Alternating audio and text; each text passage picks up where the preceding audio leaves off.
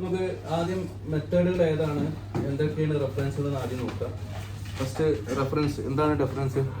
ഡിഫ്യൂസറിൻ്റെ കേസിലുള്ള reference എന്ന് പറഞ്ഞാൽ ആസ്ട്രേൻ്റെ diffuser terminology എന്ന് പറഞ്ഞാൽ ആസ്ട്രേൻ്റെ ഡോക്യുമെൻറ്റ്സിൽ ഓൾറെഡി മെൻഷൻ ചെയ്തിട്ടുണ്ട്. കൂടാതെ തന്നെ ആസ്ട്രേ ഫണ്ടമെൻ്റൽസിൽ നമുക്ക് ഓൾറെഡി എയർ ടെർമിനൽസ് എന്ന് പറയുന്നൊരു പാർട്ടുണ്ട്. അപ്പോൾ അതിൽ നോക്കാനുള്ള 1-2 കാര്യങ്ങൾ.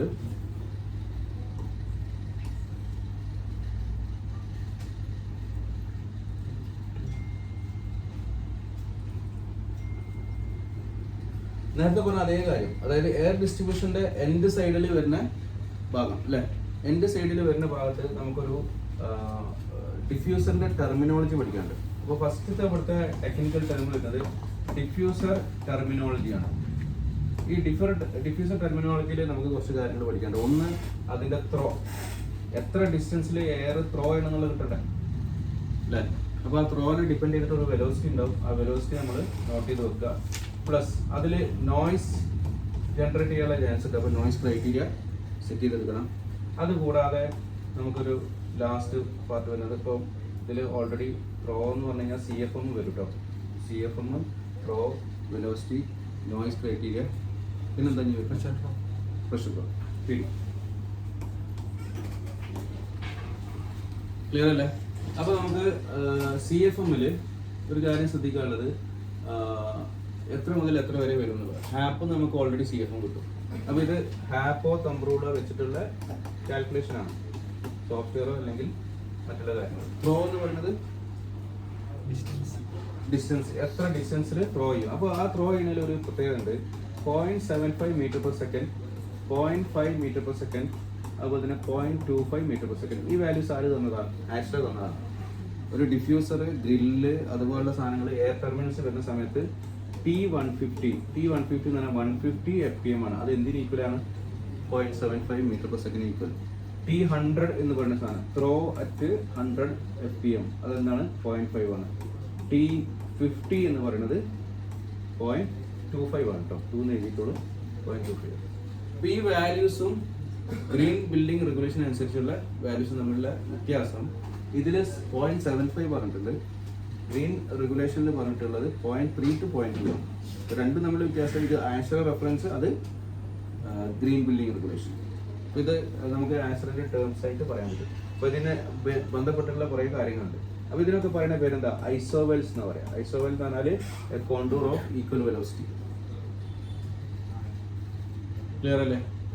വെലോസിറ്റികൾ നമ്മൾ സാധാരണ പറയാം, ഒരു ഡക്റ്റിൻ്റെ ഉള്ളിലുള്ള 3 ടൈപ്പ് വെലോസിറ്റികളുണ്ട്. എന്തൊക്കെയായിരുന്നു? ഒന്ന്, റെക്കമെൻഡഡ് ഡക്റ്റ് വെലോസിറ്റി അല്ലേ, റെക്കമെൻഡഡ് ഡക്റ്റ് വെലോസിറ്റി. രണ്ടാമത്തത് എയർ ടെർമിനൽ വെലോസിറ്റി അല്ലെങ്കിൽ ഫേസ് വെലോസിറ്റി. മൂന്നാമത്തത് സ്കിൻ അല്ലെങ്കിൽ നമ്മുടെ റൂമിൻ്റെ ഉള്ളിലുള്ള കണ്ടീഷൻ. ഞാൻ അതിന് സ്കിൻ എന്ന് പറയാം, ടെക്നിക്കൽ ടേം അല്ല. നമ്മൾ ഇരിക്കുന്ന പൊസിഷനിലുള്ള വെലോസിറ്റി. അപ്പോൾ 0.3 to 0.2 എന്നൊക്കെ പറയുന്നത് ആ വെലോസിറ്റി, ആ റീജിയൻ്റെ അടുത്ത്. അപ്പോൾ നമ്മൾ ഇതിൽ നോക്കുന്ന കാര്യം എന്താ? ഡിഫ്യൂസർ എന്ന് പറഞ്ഞു കഴിഞ്ഞാൽ, അല്ലെങ്കിൽ ഗ്രില്ല് എന്ന് പറഞ്ഞു കഴിഞ്ഞാൽ, എവിടെ നമ്മൾ ഇരിക്കുന്നോ ആ ഏരിയയിലോട്ട് ഈ വെലോസിറ്റി എത്തണം. ക്ലിയർ അല്ലേ? അപ്പോൾ ആ വെലോസിറ്റി എത്തിക്കഴിഞ്ഞാൽ നമുക്ക് അവിടെ കംഫർട്ടായി എന്ന് പറയും. ക്ലിയർ? ഇനി അടുത്ത് ഇതിനെ നമുക്ക് എങ്ങനെ സയൻറ്റിഫിക്കലി കാൽക്കുലേറ്റ് ചെയ്യും? അപ്പോൾ അതിൽ നമുക്ക് ആദ്യത്തെ മെത്തേഡ് എന്ത് മെത്തേഡാണ്? Readymade method. അല്ലെങ്കിൽ നമുക്ക് ഓൾറെഡി ഫിക്സ് ചെയ്ത കുറച്ച് വാല്യൂസ് ഉണ്ട്. അപ്പോൾ ആ വാല്യൂസാണ് നമുക്ക് ഓൾറെഡി ഒരു ചാർട്ട് അയച്ചിട്ടുണ്ടാവും. എന്താണ്? ഒരു പെർട്ടിക്കുലർ CFM-ന് എത്ര ലെങ്ത് അല്ലെങ്കിൽ എത്ര ഡിഫ്യൂസർ കൊടുക്കാന്നുള്ളത്. അപ്പം 100 മുതൽ 150 വരെ CFM ഉണ്ടെങ്കിൽ അതിൽ എത്രയാണ് ഡിഫ്യൂസറിൻ്റെ ഡയമെൻഷൻ വരിക? 9/9. അപ്പോൾ കുറേ റെഡിമെയ്ഡ് വാല്യൂസ് ഉണ്ട്. പ്ലസ് അത് കൂടാതെ വേറൊരു വാല്യൂ ഉണ്ട്, ഗ്രില്ലിൻ്റെ വാല്യൂ. അതായത് ഗ്രില്ലിൻ്റെ ലെങ്ത് തന്നിട്ടുണ്ടാവും, ഹൈറ്റ് തന്നിട്ടുണ്ടാവും. അതിനനുസരിച്ച് എത്ര CFM റെഡിമെയ്ഡ് ആയിട്ട് പോകും. പക്ഷെ അതെന്തല്ല, സയൻറ്റിഫിക് കാൽക്കുലേഷൻ അല്ല, ഡ്രാഫ്റ്റിംഗ് പെട്ടെന്നാക്കാൻ വേണ്ടി ഉപയോഗിക്കുന്ന മെത്തേഡാണ്. അപ്പോൾ ഇത് പെട്ടെന്ന് ഡ്രാഫ്റ്റിംഗ് ചെയ്യണമെങ്കിൽ ഈ മെത്തേഡ് ഉപയോഗിക്കണം. ഇതുണ്ടല്ലോ നമ്മളെ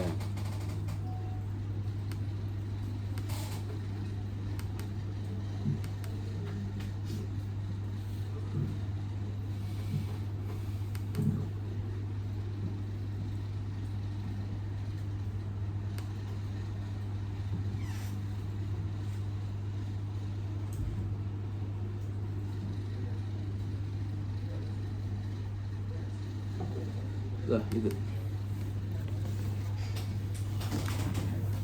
ഈ സാധനം ഓർമ്മയുണ്ടോ? ഇത് നിങ്ങൾക്ക് പെട്ടെന്ന് ഡ്രാഫ്റ്റിംഗ് ചെയ്യാൻ വേണ്ടിയിട്ട് ഈ ഷീറ്റ് ഗ്രൂപ്പിലുണ്ടാവും, അതിൽ സെറ്റ് ചെയ്യാൻ പറ്റും. ക്ലിയർ അല്ലേ? അപ്പോൾ അതിൽ എന്ത് ചെയ്താൽ മതി, ഡ്രോയിങ്സ് ഒക്കെ കിട്ടുകയാണെങ്കിൽ ഡയറക്റ്റ് വാല്യൂ വെച്ചിട്ടങ്ങ് അറ്റൻഡ് ചെയ്യുക. ഒരു എക്സാമ്പിൾ പറയാം. ഒരു ബെഡ്റൂമിൽ 300 CFM വേണം. ഒരു ബെഡ്റൂമിൽ 300 CFM വേണം. ഏത് ഡിഫ്യൂസർ ഉപയോഗിക്കും? ഡിഫ്യൂസറിൻ്റെ സൈസ് എത്ര?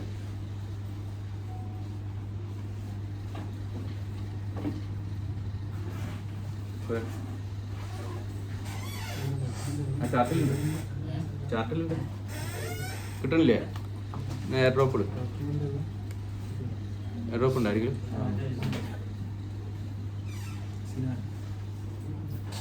കിട്ടില്ല. ആ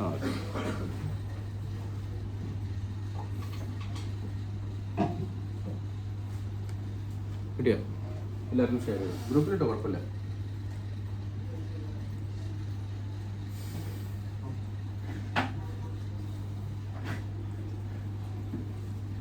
റെഡി?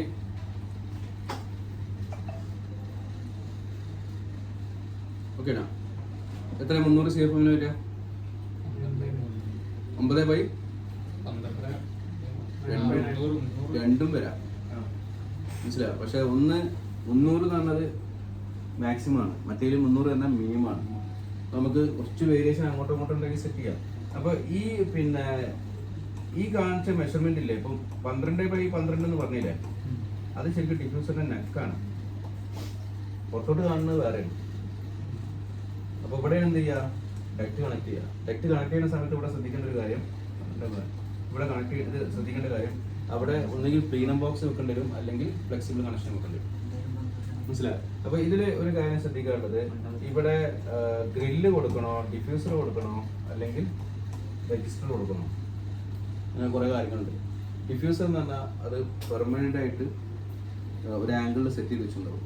ഗ്രില്ല് എന്ന് പറഞ്ഞാൽ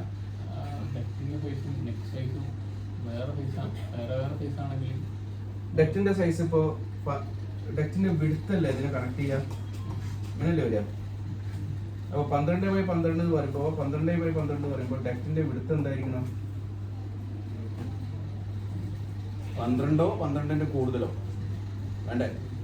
അപ്പോൾ അവിടെ വിഡ്ത്ത് സെലക്ട് ചെയ്യുന്ന സമയത്ത് ഡക്റ്റിന്റെ ഹൈറ്റ് ഓൾറെഡി നമുക്ക് അറിയാം, ഓൾറെഡി സെറ്റ് ചെയ്തിട്ടുണ്ടാവും. വിഡ്ത്ത് ഓൾറെഡി നമ്മൾ ഡെക്ക് സൈസിൽ എടുക്കണം. അപ്പോൾ ഞാൻ നേരത്തെ പറഞ്ഞ മെത്തേഡ്, മെഷീനിന്ന് ഡിഫ്യൂസറിലോട്ട് പോകണോ, ഡിഫ്യൂസറിന് മെഷീനിലോട്ട് പോകണം? ഏതാ വണ്ടി?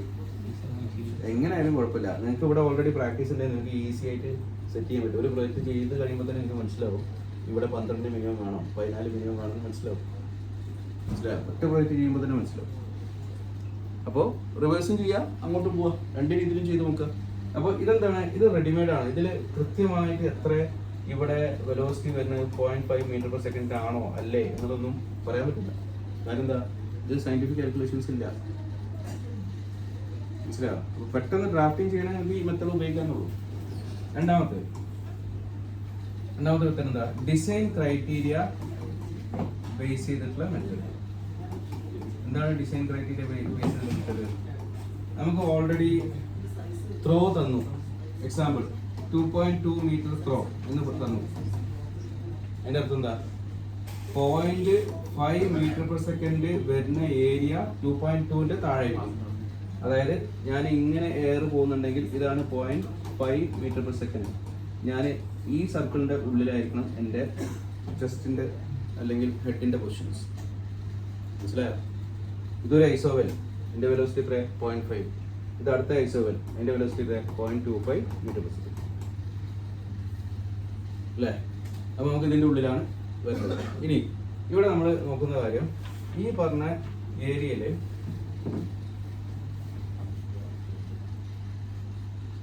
ഓക്കെ, ഈ ഏരിയയിൽ നമുക്ക് ഒരു പോയിന്റ് കിട്ടി. ഈ ഹൈറ്റ് എത്രയാണ്? 2.2. ശരിയല്ലേ? ഇനി അടുത്ത പോയിന്റ് എടുക്കാണ്, NC 25 അല്ലേ? അടുത്ത പോയിന്റ് പ്രഷർ ഡ്രോപ്പ് 20. ഇങ്ങനൊരു വാല്യൂവിൽ നിങ്ങൾക്ക് ഫിക്സ് ചെയ്യാൻ പറ്റുമെന്ന് വിചാരിച്ചു. ഒന്നാമത് പറയാം, 2.2 വരുന്ന പ്രൊജക്റ്റ് എന്ന് പറഞ്ഞാൽ മിക്കവാറും റെസിഡൻഷ്യൽ പ്രൊജക്റ്റ് ആയിരിക്കും. കാര്യം അവിടുത്തെ ഒരു റെസിഡൻഷ്യൽ പ്രൊജക്റ്റിൻ്റെ സീലിംഗ് ഹൈറ്റ് എന്ന് പറഞ്ഞാൽ 2.7 ആണ് സ്റ്റാൻഡേർഡ്. അപ്പോൾ ഞാനിവിടെ ഇരിക്കുകയാണെങ്കിൽ എൻ്റെ ഇവിടെ 0.75 മീറ്റർ പെർ സെക്കൻഡ്, ഇവിടെ 0.25 മീറ്റർ പെർ സെക്കൻഡ്, ഇതായിരിക്കണം എൻ്റെ ഏരിയ. മനസ്സിലായോ? ഇനി അവിടെ 25 NC എന്ന് പറഞ്ഞു കഴിഞ്ഞാൽ ഈ റൂമിൻ്റെ ഉള്ളിൽ 25 NCയിലെ സൗണ്ട് വരാൻ പാടുള്ളൂ, എൻ്റെ മേലോട്ട് വരാൻ പാടില്ല. അപ്പോൾ റെസിഡൻഷ്യൽ പ്രൊജക്റ്റിലൊക്കെ 25 സ്റ്റാൻഡേർഡാണ്, സ്റ്റുഡിയോയിൽ 15 ആണ്, ഓപ്പൺ ഹൗസിൽ അല്ലെങ്കിൽ ഓഫീസുകളിലൊക്കെ 30-35 ഒക്കെ. കുറച്ചൊരു ഫാക്ടറി ലെവലിൽ പോകുമ്പോൾ 45-40 റേഞ്ചിലൊക്കെ വരും. കാര്യം അവിടെ സൗണ്ട് ഓൾറെഡി ഉണ്ട്, പിന്നെ ഇതിൻ്റെ സൗണ്ട് മാത്രം കുറച്ചൊരു കാര്യമില്ല. ഇനി അടുത്തതോ പ്രഷർ ഡ്രോപ്പ്. നേരത്തെ ഞാൻ പറഞ്ഞ ഓരോ എക്യുപ്മെൻസിൻ്റെ പ്രഷർ ഡ്രോപ്പ് ഉണ്ടാവില്ലേ, ആ പ്രഷർ ഡ്രോപ്പ് 20 ലിമിറ്റ് ചെയ്യണം. അപ്പോൾ പ്രഷർ ഡ്രോപ്പ് ലിമിറ്റ് ചെയ്യാൻ കാര്യം എന്താ വെച്ചാൽ ചിലപ്പോൾ വലിയ ഡക്റ്റൊക്കെ വരുന്ന സമയത്ത് പ്രഷർ ഡ്രോപ്പ് കൂടി കഴിഞ്ഞാൽ അവിടെ എത്തുമ്പോഴത്തേന് എയർ എന്ത് ചെയ്യും, എത്തൂല, സ്റ്റോപ്പായി. മനസ്സിലായോ? അപ്പോൾ ഇങ്ങനെ വാല്യൂകൾ നിങ്ങൾക്ക് തന്നിട്ടുണ്ട് വിചാരിച്ചു. അങ്ങനെയാണെങ്കിൽ അതിനെ ബേസ് ചെയ്ത് ഡിസൈൻ ചെയ്യുമ്പോൾ അതിനെ ഡിസൈൻ ക്രൈറ്റീരിയ മെത്തേഡ് എന്ന് പറയും. അതൊരു സയൻറ്റിഫിക് മെത്തേഡാണ്. പക്ഷേ റേഞ്ച് ഓഫ് അപ്ലിക്കേഷൻ അവിടെ പറയണുള്ളൂ, അല്ലാതെ കാൽക്കുലേഷൻ പറയണില്ല. ക്ലിയർ ആണോ? അപ്പോൾ ഇത് നമുക്ക് ഫോളോ ചെയ്യാൻ പറ്റുന്ന രണ്ടാമത്തെ മെത്തേഡ്. മൂന്നാമത്തെ മെത്തേഡ് നമ്മൾ എയർ മാസ്റ്ററിൻ്റെ ഒക്കെ കാറ്റലോഗ് കൊടുത്തില്ലേ, അപ്പോൾ മാനുഫാക്ചർ റെക്കമെൻഡേഷൻ എന്ന് പറയും. എന്താണ് മാനുഫാക്ചർ റെക്കമെൻഡേഷൻ? അപ്പോൾ മാനുഫാക്ചർ റെക്കമെൻഡേഷൻ എന്താണ്? എയർ മാസ്റ്ററിൻ്റെ കാറ്റലോഗ് എടുക്കുക, നമ്മളൊരു പേജ് എടുത്തില്ലേ, ഡിഫ്യൂസറിൻ്റെ ഒക്കെ പേജ്, ആ ഡിഫ്യൂസറിൻ്റെ പേജിൽ ഈ പറഞ്ഞ ക്രൈറ്റീരിയ ഓൾറെഡി കൊടുത്തിട്ടുണ്ട്. ഈ ഡോക്യുമെൻ്റ് എടുക്കുന്ന സമയത്ത് നമ്മുടെ മുന്നിൽ 4-5 ഓപ്ഷൻസ് ഉണ്ടാവും. അതിൽ ഏതാണ് ബെസ്റ്റ് എന്ന് നോക്കിയിട്ട് അത് സെലക്ട് ചെയ്യാം. മനസ്സിലായോ? ഇനി നാലാമത്തെ മെത്തേഡ് ഞാൻ ഇപ്പോൾ കഴിഞ്ഞ ക്ലാസ്സിൽ ജോമെട്രിക്കൽ ഡിവിഷൻ പറഞ്ഞിട്ടുണ്ട്. ആ ജോമെട്രിക്കൽ ഡിവിഷനാണ് നാലാമത്തെ മെത്തേഡ്. അതായത് ഒരു റൂമിൻ്റെ ജോമെട്രി ഡയമെൻഷൻ നോക്കിയതിന് ശേഷം എത്ര ഡിഫ്യൂസർ കൊടുക്കണം, സപ്ലൈ എത്ര കൊടുക്കണം, റിട്ടേൺ എത്ര കൊടുക്കണം, അതിനെ ബേസ് ചെയ്തൊരു കാര്യം. അപ്പോൾ ഇങ്ങനെ 4 മെത്തേഡിൽ നിങ്ങൾക്ക് ഡിഫ്യൂസർ സെലക്ട് ചെയ്യാം, അല്ലെങ്കിൽ ഗ്രില്ല് സെലക്ട് ചെയ്യാം. ഇത് സെലക്ട് ചെയ്തതിൻ്റെ ശേഷം പുറകിലോട്ട് പോവാം, അപ്പം റിവേഴ്സ് മെത്തേഡായി. ക്ലിയർ ആണോ? അപ്പോൾ നമ്മൾ ഈ റൂമിൽ ഇപ്പോൾ 2 ഗ്രില്ല് വെക്കണം. എവിടെ വെക്കും? ഈ റൂമിൽ 2 ഗ്രില്ല് വെക്കണം. ഗ്രില്ലാണ്, ഡിഫ്യൂസർ അല്ല. ഡിഫ്യൂസർ സീലിംഗും വരും, ഗ്രില്ല് സൈഡിലാണ് വരിക. മുകളിൽ വെക്കണുണ്ട്, പക്ഷെ അതിന് പ്ലീനം ബോക്സ് ഒക്കെ വെച്ചിട്ട് പോകണം. ഇതിൽ സൈഡിൽ വെക്കുമ്പോൾ എവിടെ നിന്ന് വെക്കും? ഈ സൈഡിൽ വെക്കാൻ പറ്റുമോ? ഈ സൈഡിൽ വെച്ചാൽ അടുത്ത ടീമിൻ്റെ മേലെ വരൂലേ? ഈ സൈഡിൽ വെക്കാൻ പറ്റുമോ? ഇപ്പോൾ വെക്കാം, കുറച്ച് കഴിഞ്ഞാൽ വെക്കാൻ പറ്റുമോ? അവിടെ പുതിയ ടീം വരുമ്പോൾ എന്ത് ചെയ്യും? ഒഴിവാക്കാൻ പറയും. ഇവിടെ വെക്കാൻ പറ്റും.